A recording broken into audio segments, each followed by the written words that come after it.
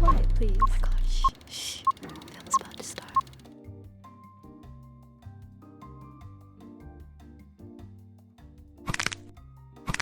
Hello world, this is Drew's Reviews, and today's film. Hello?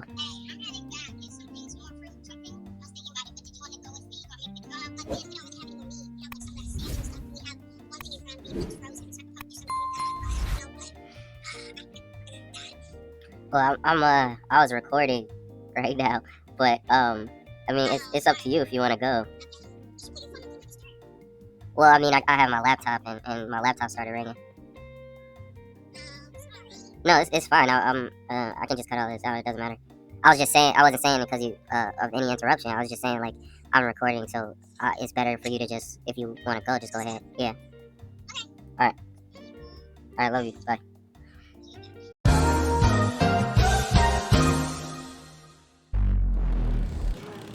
Excuse me, can you be quiet?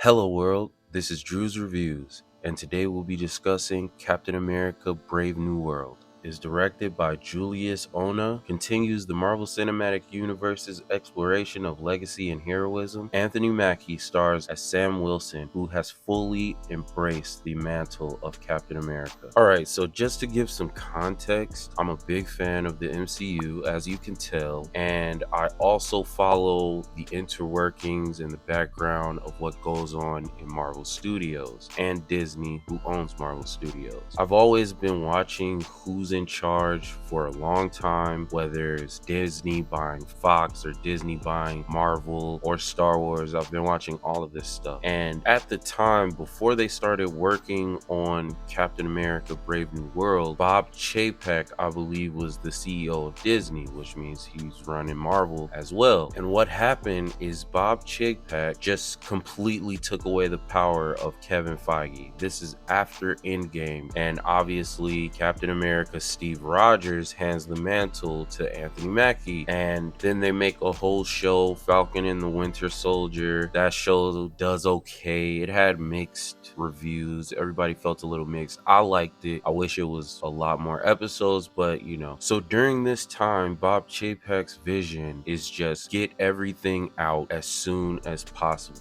Just flood the market, all Marvel. Who cares about story? Just give them everything that we can. Rush it out, get it out. And it just wasn't working, which is why Marvel has been on a downward trajectory since Endgame. If you talk to anybody, most people, they'll just say, I don't think I want to watch that Marvel movie, or I don't really care about those characters, so I'm not going to watch it. They've had no vision, and I believe that's partly because Kevin Feige has been on the background and pushed out of the way of running the studio how he was before. The reason why we got Endgame or got to that climax was due to Kevin Feige, the executive producer of all of these movies. It was his lead. It was his call for most of these movies, and not all of them were great, but they didn't have as many misses as they had hits before Endgame. So they ended up firing Bob Chapek and got the CEO back that was there before, I believe is Bob Iger. So now Bob Iger is running it, and so he put Kevin Feige back in the forefront. So Kevin Feige looks at all of the projects that they've been working on, and Captain America Brave New World was not looking great. I believe they ended up scrapping a lot of the story. They did a lot of reshoots. So going into this movie, I knew what to expect. I knew the story wasn't going to be as great. I knew that they did a lot of changing things around, and pretty much they threw this story at the wall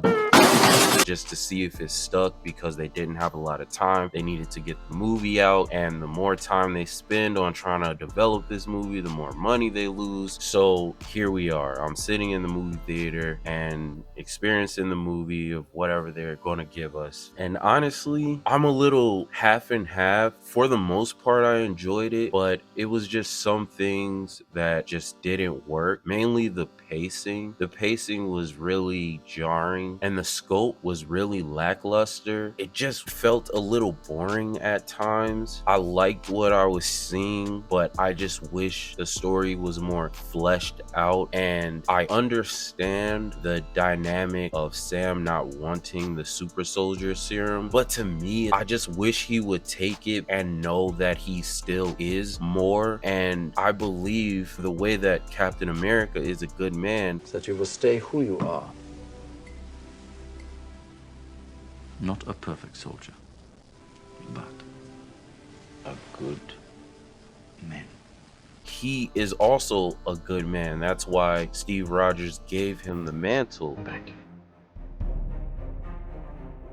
I'll do my best.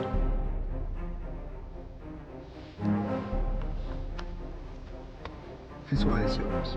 So I believe, in other words, that's Captain America saying, yes, you should become just more than what people see you as. And I believe that would give Sam Wilson more edge, and he'd have better fighting scenes. I believe they could have did a better job. Even without the super serum, the fighting choreography was super clunky. They could have did better at that. Just the way that it was shot, I believe they could have at least taken inspiration from like John Wick or Jason Bourne, different movies like that. They could have did way better choreography with this. It was a little slow, and we're already dealing with Sam Wilson being human, and he doesn't have the super soldier serum, so he's fighting through that. So to make the shots very clunky just makes Sam, to me, look more weak and not as invigorating and not as exciting. It just was very boring and a by the numbers choreography fight scene. There was this sort of Black Widow-ish character in the movie. She'd probably be 90 pounds soaking wet, and I mean, she was just throwing these 6 foot 240 pound guys around like they were little rag dolls,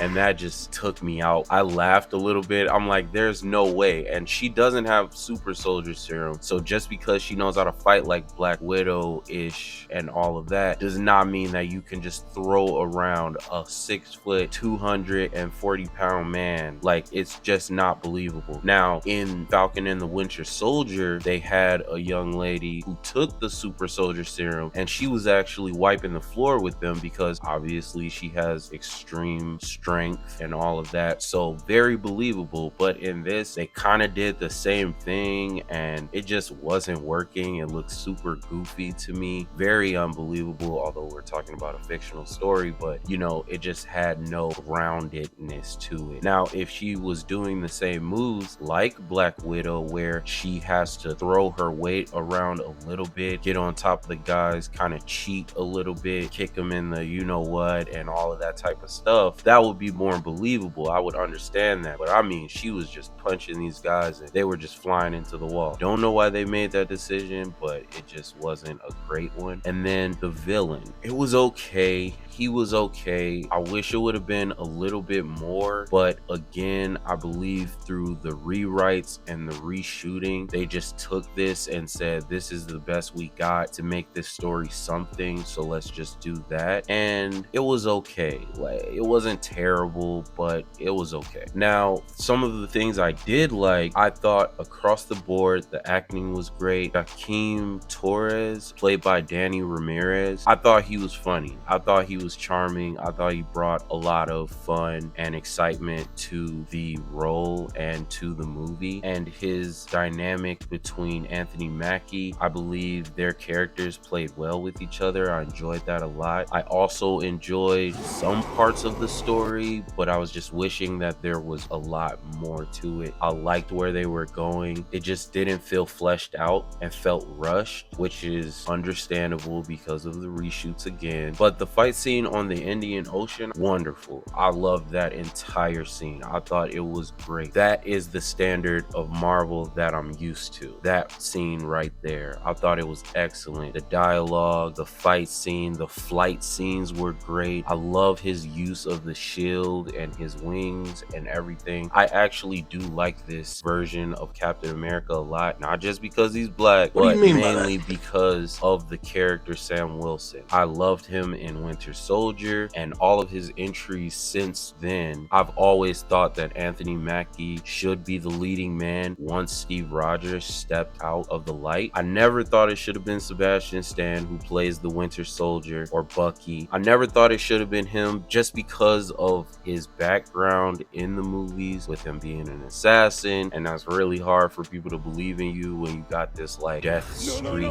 of blood in your background. I liked the casting of Thaddeus Ross. Harrison Ford was great. He was a wonderful addition to the cast, and unfortunately after the passing of William Hurt, they had to get somebody else to play him, and I love their pick. He was great. Love that they made him the president. That was an awesome turn of events, and I love what they did with the Celestial coming out of the Indian Ocean. I thought that was great, connecting those worlds between Captain America Brave New World and the Eternals. If you haven't seen the Eternals, I think you should watch that movie as well. It's really good. I mean, if you like a nice slow burn, but if you're not into it, you know, it's okay. But I like that they're connecting those worlds. For the past couple Marvel entries, it hasn't felt like things have been as connected as they were before Endgame, but I like that they're using this movie to kind of connect the worlds a little bit and also push for different narratives to happen in the future. Now it's starting to feel more of a collaborative universe, and I like that a lot. Now for me, I love Marvel, love the MCU. Not a huge Marvel comics fan. I'm more of a DC guy, low key, but when it comes to movies, I do think that the Marvel entries have been good. I've enjoyed my time up till now. They have let go on some of these movies, and again, I've explained why with the whole CEO thing going on, but I can't wait for the next entries that are coming up. We'll see how they do with Thunderbolts and then Fantastic